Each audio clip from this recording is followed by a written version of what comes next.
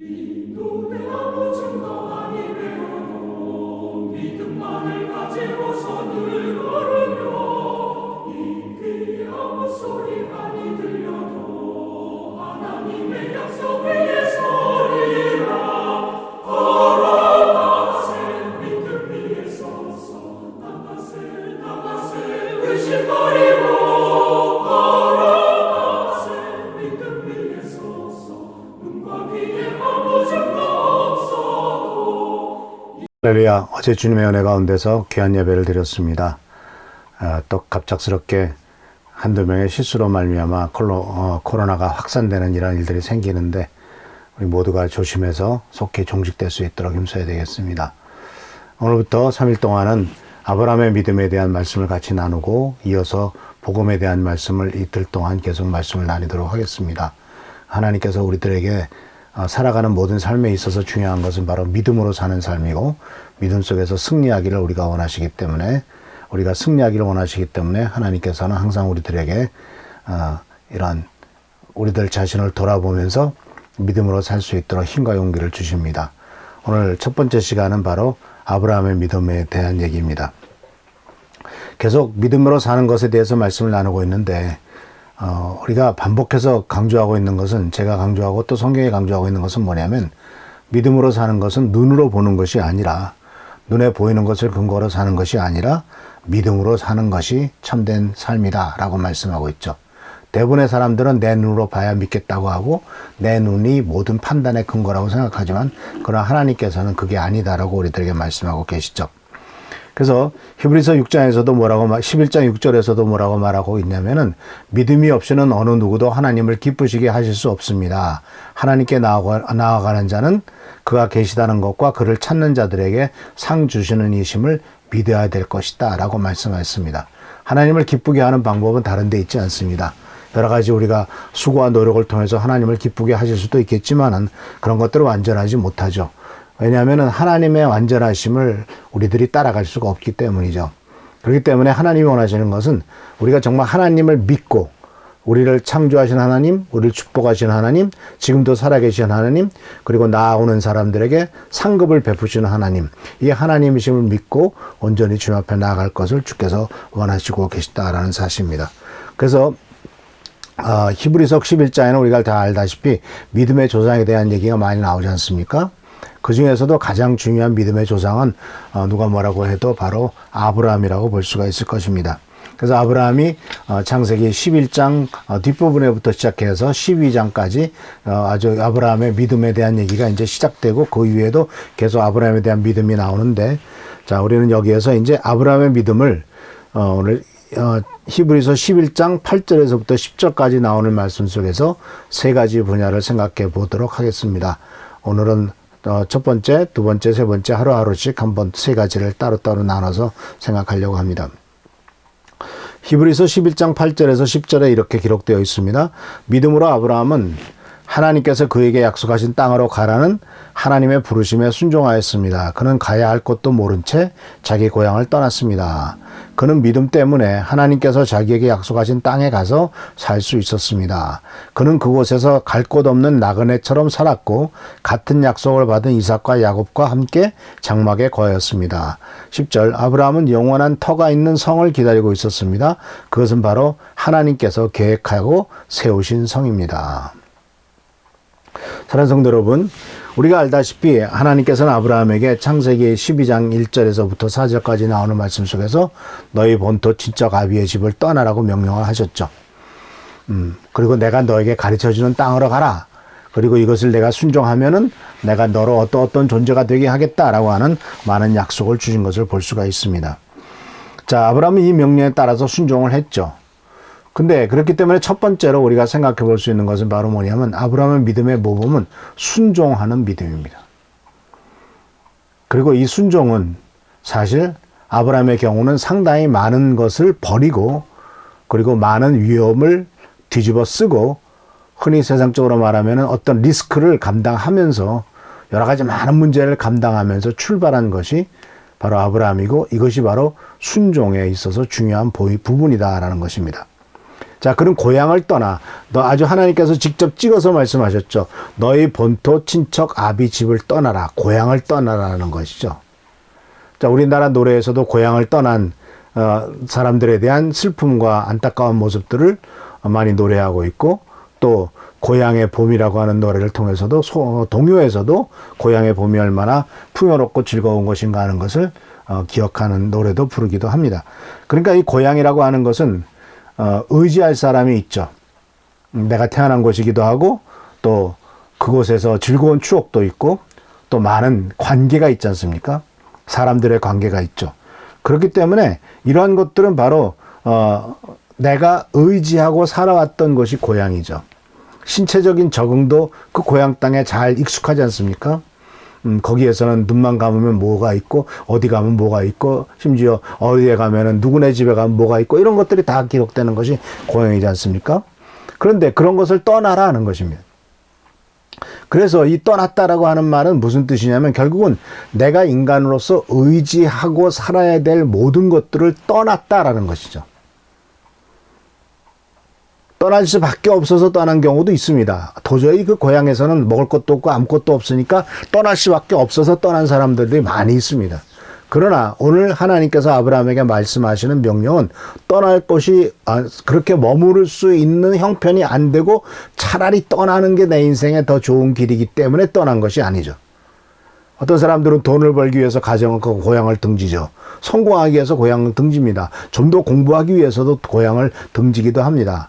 그런데 하나님이 요구하셨던, 아브라함에게 고향을 떠나라고 하셨던 이 말씀은 오히려 평안한 곳, 즐거운 곳, 행복한 곳, 좋은 곳, 그리고 그곳에서는 뭔가 미래가 보장되는 곳, 그런 곳을 떠나라는 주님의 명령이 있었다라는 사실입니다. 그런데 이 아브라함의 고향은 우리가 알다시피 갈대아 우르지 않습니까? 근데 그 갈대아 우르는 당대에 보면은 가장 문명이 발달한 곳이었습니다. 대개 고대 사회에 있어서 문명은 그 당시에 이방 종교들과 같이 가죠. 이방신을 섬기는 신전들이 있고요. 그 다음에 이방신을 섬기기 위해서 그 이방신을 섬기는 것 자체만 가지고도 굉장한 산업이 이루어지는 것이 고대의 역사였습니다. 예를 들자면 제가 아주 꽤 오래됐습니다만 20년도 넘었습니다만 그 발리섬이라고 있습니다. 인도네시아에.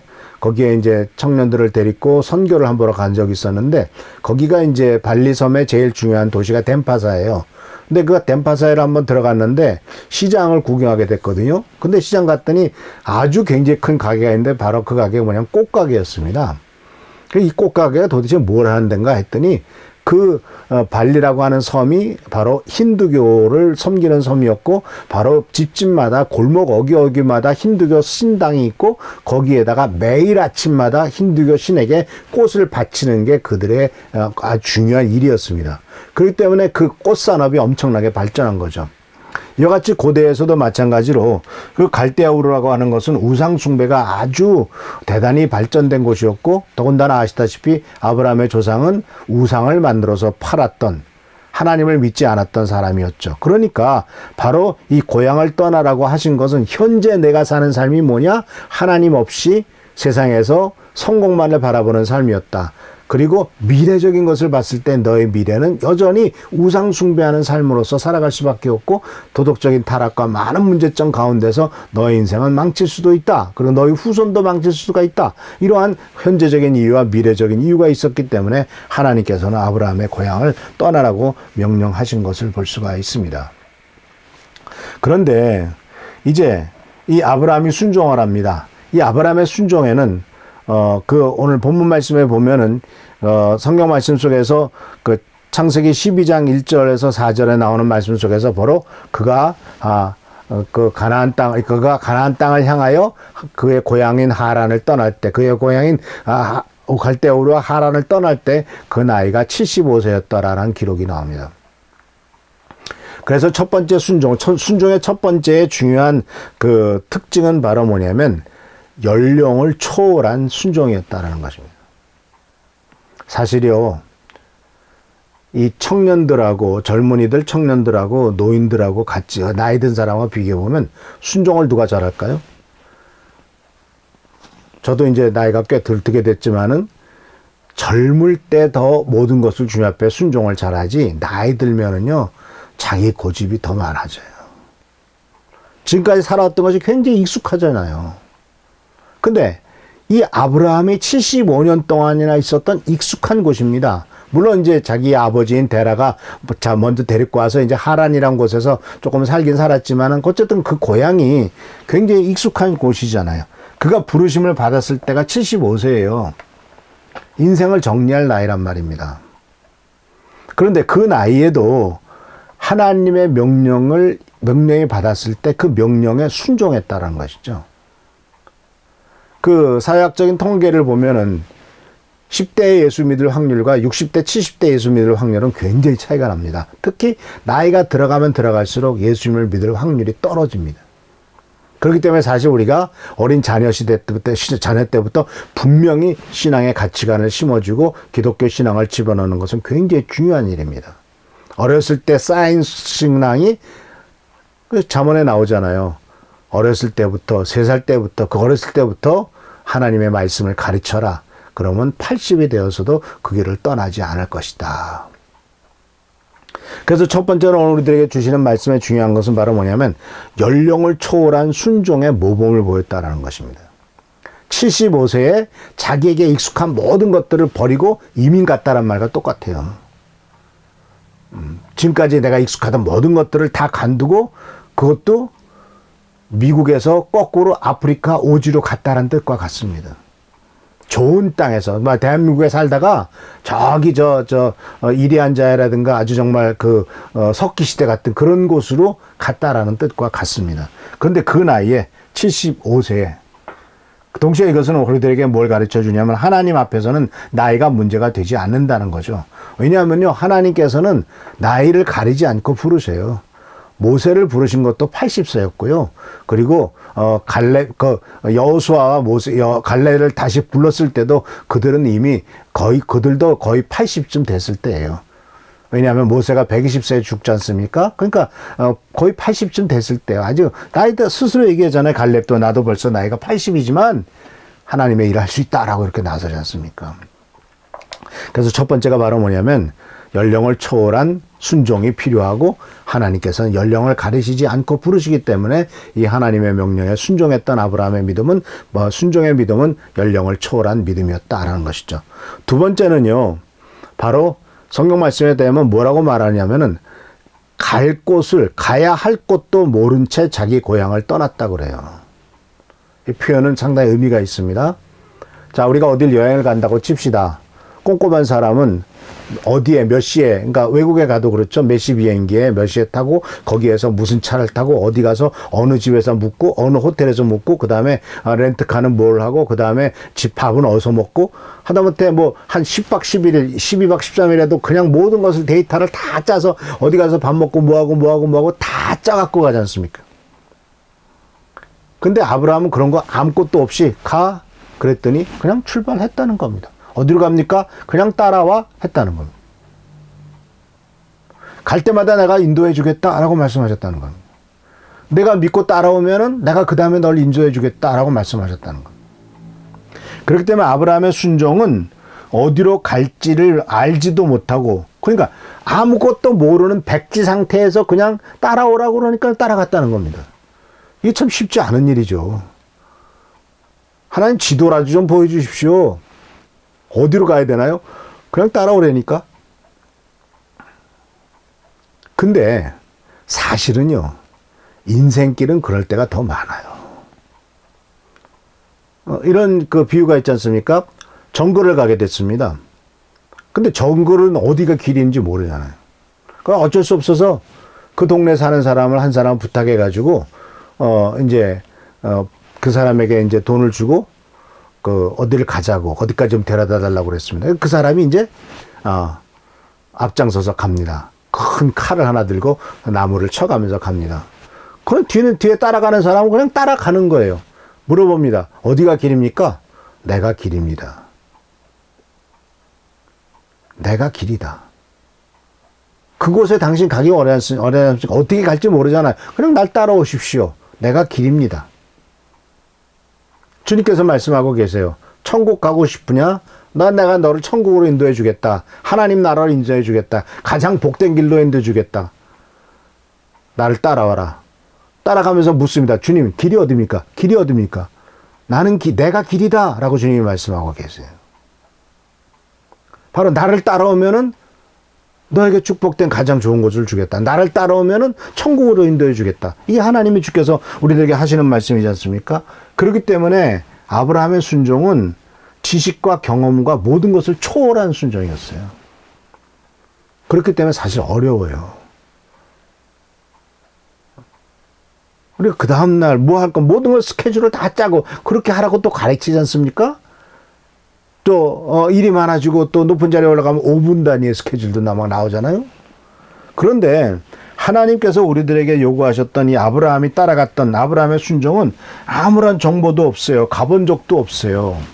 그냥 젖과 꿀이 흐르는 땅, 내가 너를 복의 근원이 되게 하겠다라고 하는 약속의 말씀만 있었을 뿐입니다. 어디 가서 살라고 하는 것도 없어요. 왜냐하면은 가나안 땅으로 가라고 말씀하셨지만은 그 가나안 땅에 아브라함이 그 창세기 12장 이후에 쭉 내게 보면은 한 군데 머물 때까지 상당히 많이 이것저것 옮겨 다닙니다. 그 기근이 생겨서 애굽으로 내려갔다가 다시 왔다가 뭐 전쟁 났다 이래서 수도 없이 왔다 갔다 해요. 근데 그런 왔다 갔다 하는 그 모든 과정을 하나님께서 훈련시키시고 바로 나중에 그들의 후손이 살 수 있도록 그런 정착의 과정을 만들기 위한 하나님의 인도하심이라는 것을 볼 수가 있습니다. 그래서 이것은 참 쉽지가 않아요. 목표도 모르고 방향도 모르고 떠났다라는 것이죠. 더군다나 아브라함은요, 성경이 있었습니까? 또는 뭐 모범적인 믿음의 조상이 있었습니까? 또는 따라가야 될 어떤 그 가이드가 있었습니까? 인도받을 만한 사람도 없죠? 요새처럼 뭐 인터넷이나 있습니까? 뭐 사전 정보가 있습니까? 아무것도 없어요. 나를 따라와. 그러니까 주님께서 말씀하신 예, 따라가겠습니다. 어디로 갈 바를, 어디로 가야 할 것도 모른 채 자기 고향을 떠났다. 말도 안 되는 일이었다. 그러나 그것이 바로 믿음의 모습이다. 왜? 하나님께서 가장 좋은 길로 인도하실 것을 알았기 때문에. 그렇기 때문에 9절에 이렇게 말합니다. 그는 믿음 때문에 하나님께서 자기에게 약속하신 땅에 가서 살 수 있었습니다. 믿음 때문에 약속의 땅에 가서 살 수가 있었대요. 그럼 거꾸로 말하면 불신이면은 하나님의 약속한 곳에 갈 수가 없다는 것이죠. 결국 우리에게 궁극적으로 하나님께서 약속하신 것은 저 영원한 하나님 나라 천국 아닙니까? 믿음 때문에 하나님께서 약속하신 천국에 가서 살 수 있을 줄 우리가 확신하시길 바랍니다. 마지막 세 번째로서 아브라함의 순종은 바로 뭐냐면 하나님에 대한 철저한 신뢰의 순종이에요. 이 순종의 색깔은, 그러니까 성격은 바로 하나님에 대한 철저한 신뢰예요. 믿을 수 없으면 따라갈 수 없지 않습니까? 나를 따라와라. 믿지 못하면 못 따라가요. 정보를 갑니다. 앞에 길 인도자가 따라가라고 합니다. 근데 그 사람을 100% 신뢰하지 못하면 못 따라가요. 저놈이 나를 딴 데로 끌고 가가지고 내 돈 뺏으면 어떡할까? 저놈이 나를 또 위험한 데로 몰아넣지는 않을까? 저게 정말 제대로 경험이나 있을까? 이런 많은 생각들이 들겠죠. 사람을 따라갈 때는. 그런데 아브라함은 하나님에 대한 철저한 기대와 하나님에 대한 철저한 신뢰가 있었다는 것이죠.